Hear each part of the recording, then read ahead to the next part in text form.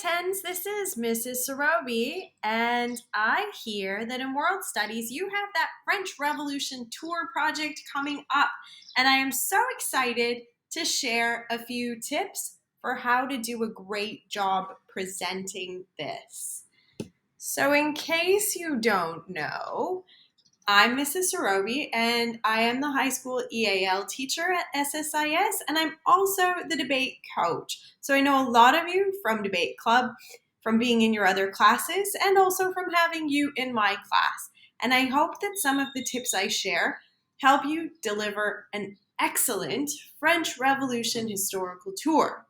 Okay, so one thing I want to start with before I even get into tips about the speech is you'll notice, and this is not the way I normally run my station for virtual school, but I'm standing.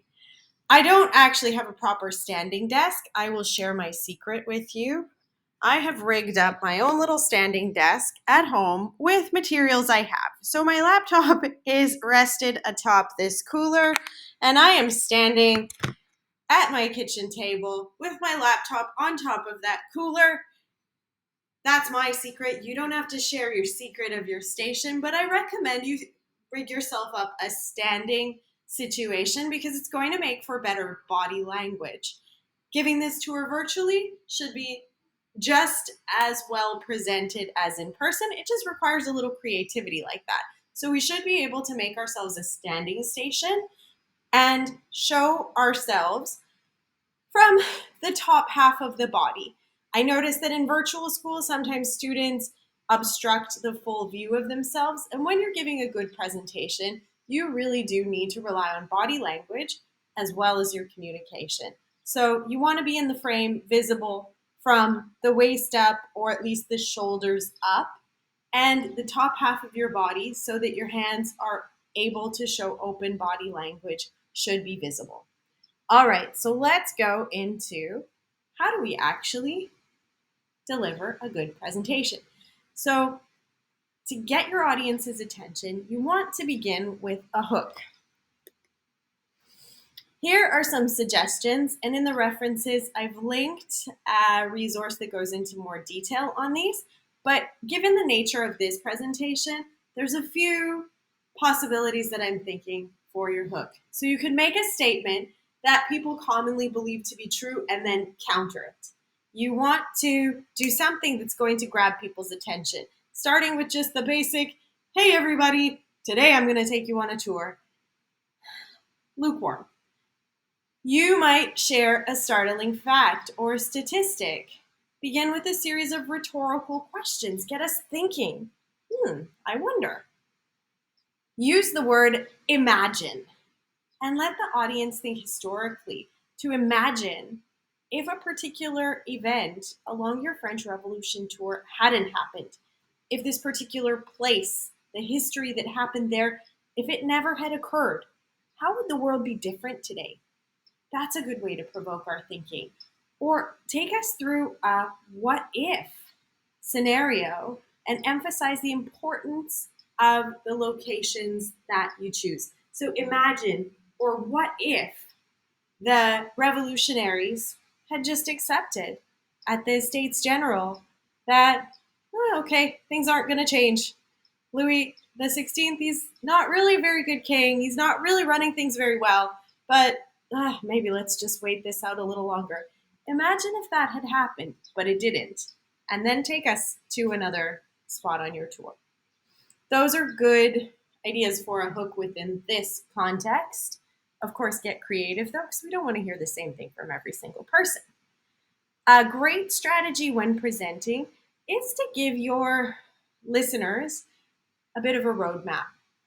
So after that hook, follow up with, today I'm going to take you on a tour through 7 locations that were key in the French Revolution. This.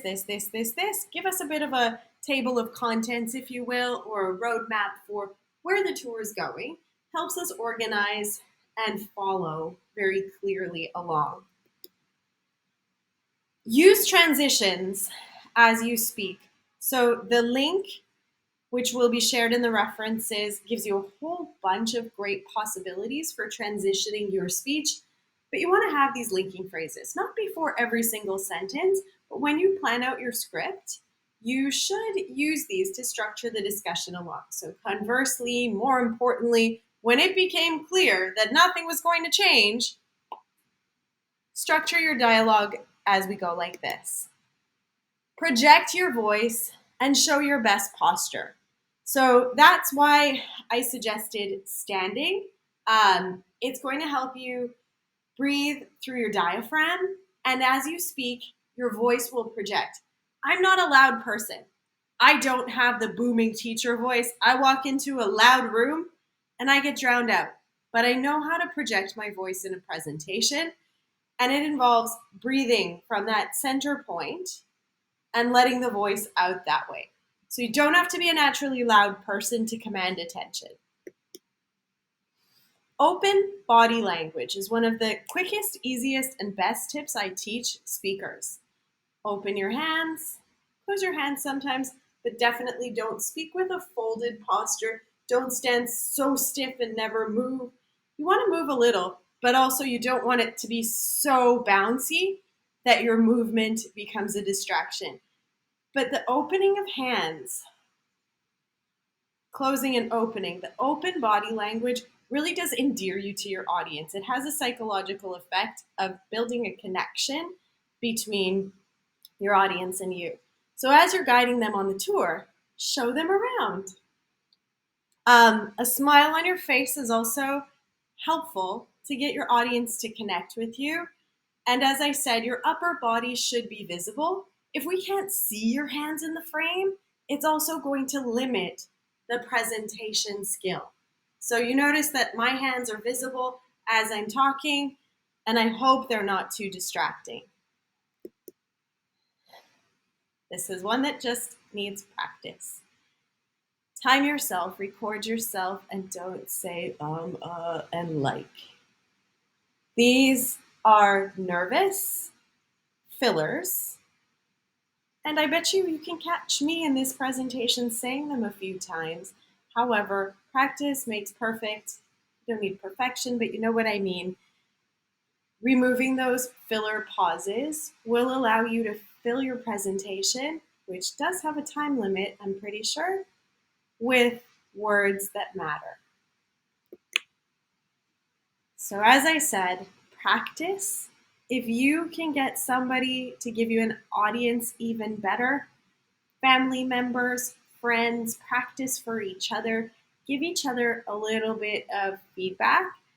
I've done this in classes where I've done these orals where you can speak for as long as you want until you say Most people don't make it past 12 seconds. So with your friends, you can give each other that sort of feedback and make it a bit fun.